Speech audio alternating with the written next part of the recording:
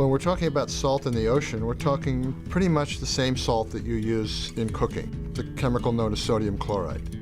You've been to the beach, you've gone swimming in the ocean, you know that the ocean is salty. What most people don't recognize is that the concentration of salt, or what we call salinity, varies quite a bit from one part of the ocean to another. When water evaporates off the sea surface and goes into the atmosphere, that makes the water saltier because you're taking fresh water out and you're leaving more salt behind. As the minerals of the salt circulates around in the oceans, it moves heat around. Heat that's carried by the ocean affects the atmosphere. The changes of the atmosphere and the sea surface temperature is coupled together. It controls climate.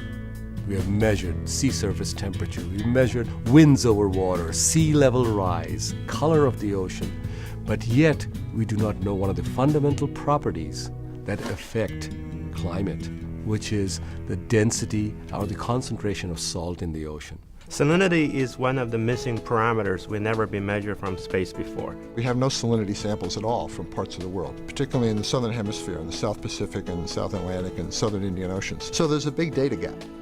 This mission called Aquarius is one of the most exciting missions to date. It measures how salty the ocean is from space. As you take a pinch of salt and you put in a gallon of water, we can measure that kind of sensitivity of salt from 408 miles above the Earth. In 7 days, we'll map the entire Earth and go back to the same point, measuring it over and over again, and we'll monitor over time how the changes and variability are. By having salinity information from space, we'll provide this missing link and make better predictions on the climate change and climate model.